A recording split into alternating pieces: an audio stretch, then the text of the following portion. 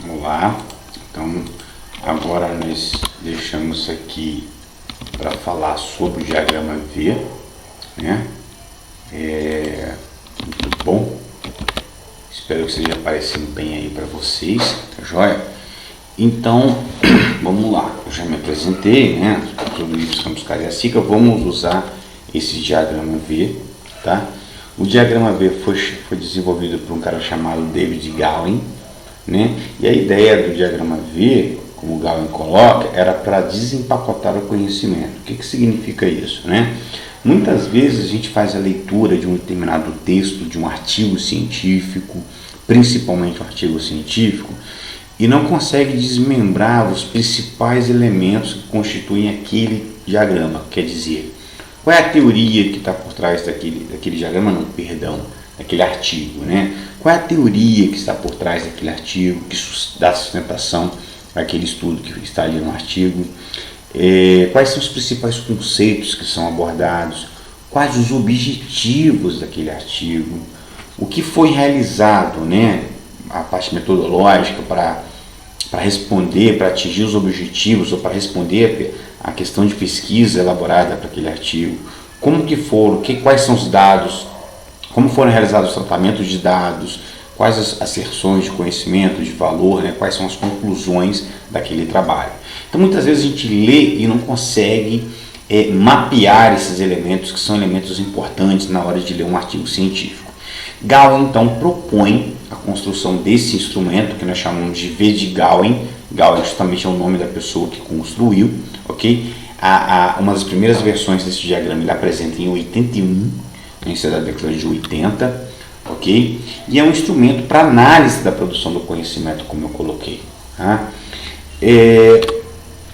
Ele parte de 5 questões básicas, né? Mais ou menos assim: você lê um trabalho, qualquer que seja, de atividade experimental, um artigo científico, enfim. Esse trabalho, ele deve apresentar, ou você tem que conseguir responder 5 questões básicas desse trabalho, ok? Primeiro, qual a questão básica de pesquisa daquele trabalho? Ou qual a questão foco do trabalho, né? Algo que está relacionado diretamente ao objetivo daquele trabalho. Então você tem uma pesquisa sendo realizada ali, se foi feita uma pesquisa, você tem uma questão de pesquisa, certo? Então qual é a questão que aquele trabalho, aquele artigo apresenta para ser investigado, né? Agora, quando você faz um determinado estudo, uma coisa importante também que é destacado aí são os conceitos chaves daquele trabalho, né? Quais são os conceitos envolvidos naquele estudo para que eu consiga entender minimamente aquele trabalho, né? Como foi realizado aquele trabalho? Quais os métodos, né, foram utilizados para responder a questão foco, ok? E aí você vai fazer um tratamento dos dados que você levantou na hora de realizar a metodologia, né? E você vai chegar a conclusões, ou quais asserções de conhecimento daquele trabalho que você fez e quais as asserções de valor que você tem daquele trabalho, qual a significância daquilo ali, tá joia? Muito bem. Esse aqui é o diagrama V na sua versão original, tá bom? Muito bem. Observem que essa versão original, o que nós temos, né? Temos aqui do lado esquerdo o domínio conceitual, que constitui, a gente também chama de lado do pensar, que constitui aqui filosofias, teorias, princípios, conceitos. Do lado direito nós temos o domínio metodológico, né? Também conhecido como lado do fazer da pesquisa, tá? Que constitui todos esses elementos, os dados, os registros, transformações, asserções de valor e de conhecimento, né? No meio do diagrama nós temos aqui as questões básicas de pesquisa, também chamadas de questões foco, tá? E aqui embaixo, no vértice, nós temos o evento, ou seja, o que será feito para responder a questão foco, ok? Essa versão original de 81, o diagrama V, nós fizemos uma pequena modificação nessa versão, né? Nessa modificação, observe, a gente deu uma pequena resumida, enxugada no diagrama V, né? Do lado esquerdo aqui, eu coloquei aqui, reforcei, né? que é o lado do pensar, nós temos a teoria, princípios e conceitos. Aqui embaixo o evento, né? Aqui também deu uma enxugada bacana, né? Coloquei as asserções de valores de conhecimento. Esse tem uma asserção um pouco abstrato, talvez, ou pouco conhecido, né? Nós chamamos de conclusões justificativas, tá? Essa é a versão do diagrama V que nós vamos trabalhar. Lá no Moodle tem um template, né? Em PPT. No entanto, eu trabalho com Linux, né? Então eu fiz esse diagrama em LibreOffice. Então quando vocês talvez abrirem, se for até mesmo no LibreOffice uma versão diferente, né? Ele vai desconfigurar um pouco, mas eu coloquei caixas de texto, então é só ajustar um pouquinho e já salvar na sua máquina, no seu computador, porque aí já fica editável para você. No entanto, usando essa versão aqui, essa fotografia, se quiser eu posso colocar essa imagem lá também, né?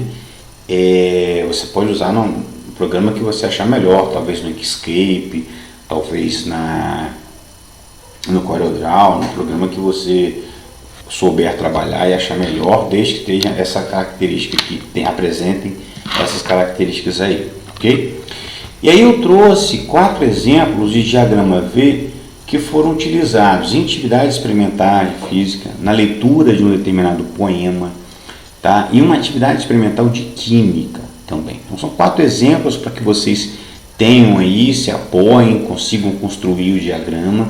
Esse template, esse PPT aqui, né, que está em PDF, eu vou colocar lá também no Moodle para que vocês possam consultar no momento que achar conveniente e tal. Mas observe, isso aqui foi uma atividade experimental de ótica geométrica, né? Aqui o aluno tem que colocar as questões foco, tá?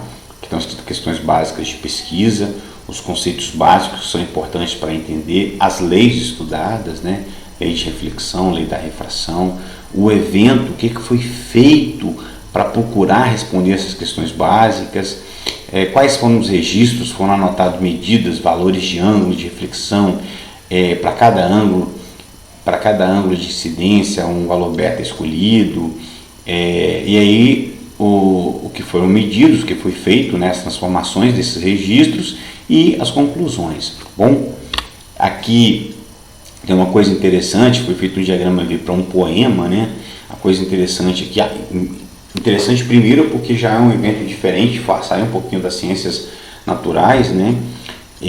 Nós vamos lá para a literatura, para o modernismo e tal. Outra coisa diferente, bacana que foi feito aqui é que no conceito a pessoa não listou apenas os conceitos, né? Ela construiu um mapa conceitual dos conceitos referentes ao poema que aqui foi apresentado, tá? Então, outra coisa que é bacana também, deu uma riqueza aqui para o diagrama V, tá joia? Aqui os dados também, observem, né? O diagrama V permite pelo menos em alguns pontos, essa flexibilização. Também foi feita uma redução, foi dada uma enxugada no diagrama original de Gauss, tá? Uma coisa bem bacana. Aqui foi algo, inclusive, próximo que nós vamos fazer, tanto esse diagrama quanto o próximo diagrama, é um diagrama sobre atividades experimentais, né? Aqui, por exemplo, é um diagrama para a disciplina de química, né? Então, observe que a pessoa, como que ela tem os registros, né? As anotações que foram feitas ao longo da atividade experimental, e depois como que ela transformou isso, montou uma tabelinha para organizar as informações, e aí chega o que eles chamam de juízos, né? Aqui são as conclusões ou asserções, como queira, tá bom? Esse é um diagrama V, observem que é o meu diagrama V, tá? De um aluno do ensino médio que nós utilizamos para realizar uma atividade experimental de movimento harmônico simples, uma atividade que nós improvisamos e usamos na sala de aula. O evento aqui, infelizmente, né, ficou a imagem, quando eu projetei ela, que ele acabou não aparecendo, mas foi isso, tá bom? Então, foi bem bacana também, uma atividade que deu bastante resultado. Os alunos têm que, observem que um detalhe importante, né? Os alunos têm que construir a questão foco, tá? Então, tem esses exemplos aqui apresentados, tem 2 trabalhos lá no Moodle para vocês fazerem a leitura, procurarem entender um pouquinho melhor o diagrama V. E no decorrer das aulas, eu espero que vocês entendam o motivo pelo qual nós estamos trabalhando com o diagrama V. Tá? Tem um motivo específico para isso, e se no decorrer das aulas os senhores não entenderem, a gente vai conversando e mostrando por que de utilizar um diagrama V na atividade experimental, tá joia? Aqui estão as referências, né? Tem 2 trabalhos lá no Moodle, mas também se vocês quiserem buscar outras informações, outros conhecimentos sobre diagrama V, são os trabalhos, inclusive o trabalho do Ferracioli é um dos trabalhos que estão lá, esse aqui dos cadernos do modelado, tá? É um trabalho que eu postei lá, legal? Daqui a pouco eu volto para falar sobre teoria de erros. Até mais.